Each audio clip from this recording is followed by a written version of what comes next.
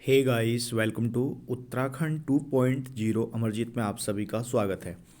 तो देखिए, लूसेंट की जो किताब होती है उसमें कुछ की पॉइंट होते हैं। ठीक है, क्या होते हैं? की पॉइंट होते हैं इम्पोर्टेंट।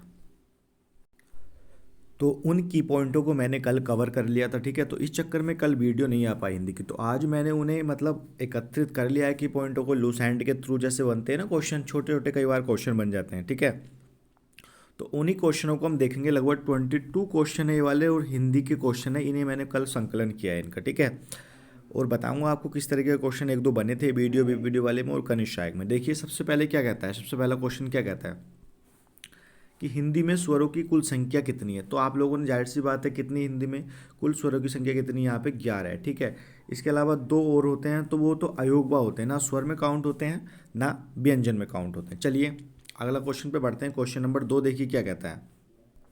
क्वेश्चन नंबर 2 कहता है कि स्वतंत्र रूप से उच्चारित ध्वनियाँ हैं। तो स्वतंत्र रूप से जो उच्चारित ध्वनियाँ होती हैं उन्हें क्या कहते हैं? हम स्वर कहते हैं। ठीक है, क्या कहते हैं? उन्हें हम स्वर कहते हैं, क्योंकि ना किसी की सहायता से वो बोले जाते हैं। जैसे एग्जाम्पल के रूप में आप लोग मान लीजिए, जैसे मान लीजिए ए स्वर है, तो ये ए जो है वो किसी की सहायता से नहीं बोले जा रहा स्वर। ठीक है, और इस तरीके से लगा लीजिए आप व्यंजन लगा लीजिए।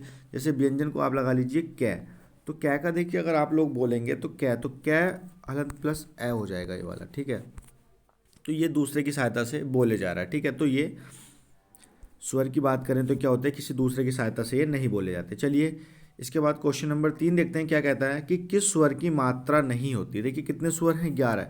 उसमें से एक स्वर ऐसा उसकी कोई मात्रा नहीं होती है। तो क्या होगा यहाँ पे? ए की जो होती है कोई मात्रा नहीं होती है। चलिए बढ़ते हैं आगे, देखिए क्वेश्चन नंबर 4 की ओर।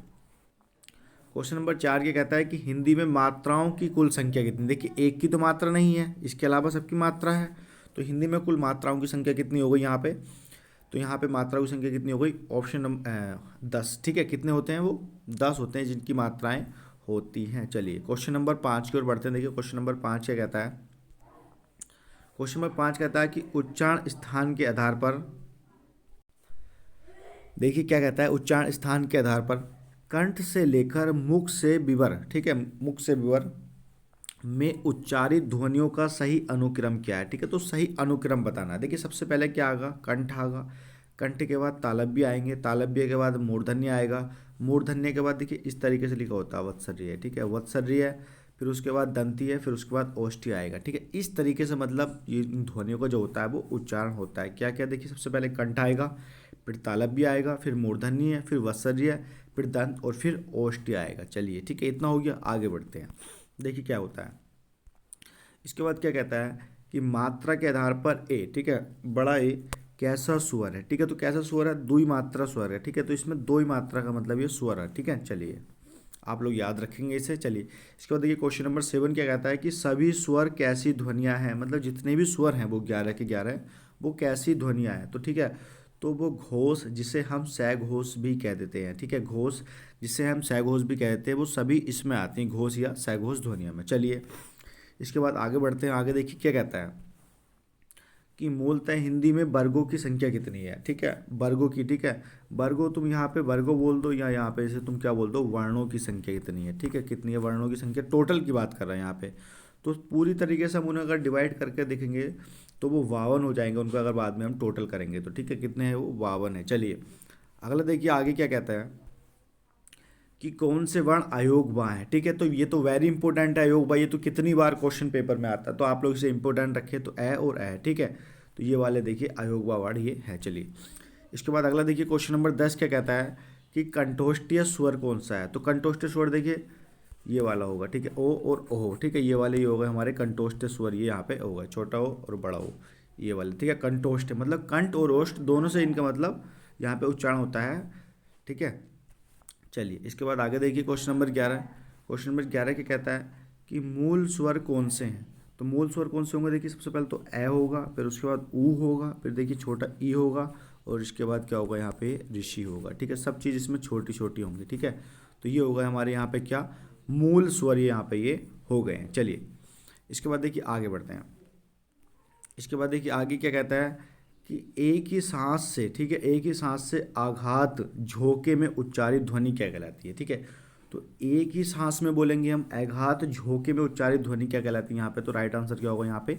अक्षर हो जाएगा। क्या हो जाएगा यहाँ पे? अक्षर हो जाएगा। एक ही सांस के अघात झोंके में उच्चारित ध्वनिया क्या होगी? उसे अक्षर बोलेंगे यहाँ पे। चलिए बढ़ते हैं क्वेश्चन नंबर 13 की ओर।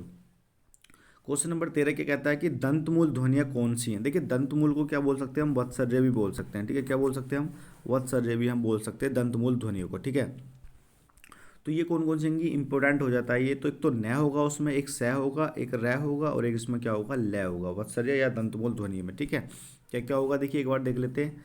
न को आप याद रखेंगे, स को, र को और ल को। चलिए देखिए इसके बाद देखिए ये कहता है कि डै और डै को क्या कहते हैं? ठीक है, तो इन्हें क्या कहते हैं? उच्छिप्त व्यंजन कहते हैं। देखिए वेरी इंपॉर्टेंट है। और यहाँ पे एक चीज़ का ध्यान रखना, हलंत लगेगा दोनों के दोनों में नीचे। ठीक है, यहाँ पे हलंत की भूमिका इंपॉर्टेंट हो जाती है। तो क्या कहते हैं इन्हें? हम उच्छिप्त ध्वनियाँ कहते हैं। वेरी इंपॉर्टेंट क्वेश्चन है, आप लोग इसे नोट डाउन या याद करेंगे। चलिए आगे क्या कहता है देखिए, कहता है कि उच्छिप्त व्यंजन को और किस नाम से जाना जाता है? तो ठीक है, एक तो इसे द्वि स्पष्ट कहते हैं। ठीक है, क्या कहते हैं इसे? द्वि स्पष्ट। और दूसरा क्या कहते हैं इसे? हम यहाँ पे ताड़न जात के नाम से भी जानते हैं। किस नाम से जानते हैं हम इसे? तो ताड़न जात के नाम से। अब मान लो वहाँ पे यूके ट्रिपल एस में क्या होता है कि ट्रेंड पकड़ लिया क्वेश्चन का नाम चेंज करके देने का। ठीक है, तो आप लोग द्वि स्पष्ट या इसे ताड़न जात भी याद रखेंगे। चलिए आगे देखिए, आगे क्या कहता है? क्वेश्चन नंबर 16 तक हम पहुंच गए हैं। देखिए इंपॉर्टेंट की पॉइंट मैंने इसका संकलन करा, आप लोग पूरा देखना वीडियो को। चलिए देखिए क्या कहता है कि लुंठित या प्रकंपित व्यंजन है। आपको सिंपल से याद रखना है। देखिए लुंठित में देखिए क्या होता है? लुंठित में ये वाली जो नीचे की मात्रा, आप शब्द लिखना लुंठित, और ये लिख लेना। और ये किसकी है? रै की मात्रा हो गई मान लीजिए। ठीक है, किसकी मात्रा है? रै की मात्रा है। ठीक है, अब ये रै की मात्रा को तो समझ लो। अब जब कोई चीज़ लुढ़कती है तो प्रकंपित तो होगी, कोई भी चीज़ प्रकंपित। जैसा आप लुढ़काओगे चीज़ को तो प्रकंपित होगी, आवाज़ आएगी आएगी उसकी। तो इसे हम लुंठित या प्रकंपित भी बोल देते हैं। तो ये कौन सा होगा? यहाँ पर रै हो जाएगी ध्वनि। कौन सा हो जाएगा? ये रै व्यंजन ये हो जाएगा। चलिए ठीक है, बढ़ते हैं इसके बाद आगे। देखिए आगे देखिए क्या कहता है कि पार्श्विक व्यंजन है। तो पार्श्विक व्यंजन कौन सा होगा यहाँ पे? तो राइट आंसर क्या होगा यहाँ पे? ल। पार्श्विक ध्वनि कौन सी होगी यहाँ पे? ल जो होगी वो पार्श्विक ध्वनि हो जाएगी। चलिए बढ़ते हैं आगे क्वेश्चन नंबर 18 की ओर। कहता है कि देखिए स्वर यंत्रीय अथवा, ठीक है, स्वर यंत्रीय अथवा कांकलीय व्यंजन कौन सा है? तो स्वर यंत्रीय अथवा कांकलीय व्यंजन कौन सा है? राइट आंसर क्या होगा? ऑप्शन नंबर, ऑप्शन तो है ही नहीं, तो इसका राइट आंसर क्या होगा? है। इसे स्वरयंत्रीय तथा कांकलीय व्यंजन भी कह देते हैं। इंपॉर्टेंट है, ऐसे ही क्वेश्चन यूनिक फैक्ट देखता है, लेता है यूके ट्रिपल एस से। चलिए इसके बाद देखिए क्या कहता है कि स्पर्श संघर्षी व्यंजन कौन सा है? अब स्पर्श 25 है हमारे, उसी में से पूछ रहा है कि स्पर्श और संघर्षी व्यंजन कौन सा है। ठीक है, उनों में से। तो इसका एक तो कि च, छ, ज, झ। ठीक है, तो स्पर्श भी है और संघर्षी व्यंजन भी है।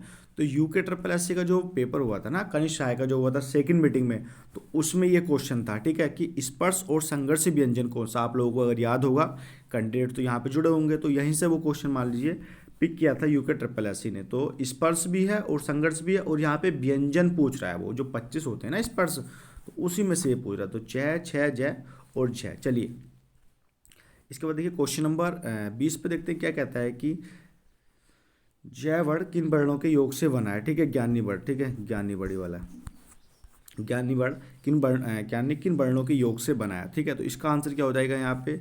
जय प्लस अहड़। ठीक है, जय प्लस अहड़। ठीक है, जय हो जाएगा प्लस अ हो जाएगा। अब इसमें एक चीज़ आपको क्या इंपॉर्टेंट याद रखनी, जब हम इसका क्या नाम है तोड़ करेंगे, तो यहाँ पे जय के नीचे हलंत लगना इंपॉर्टेंट हो जाता है। ठीक है, क्या होता है यहाँ पे? हलंत आपको देखने को मिलेगा इस चीज़ में, जितने भी वो 4 के 4 सही होते हैं। ठीक है, इसके बाद देखिए आगे क्या कहता है। आगे कहता है कि कौन से वर्ण अर्धस्वर है। अब इसमें य रै लैव दे रखा है, हालांकि अंतस्थ है, लेकिन आपको य और बै ही है। ठीक है, अधिकतर किताबों में य और बै ही दे गए हैं, लुसेंट में भी य और बै ही हैं।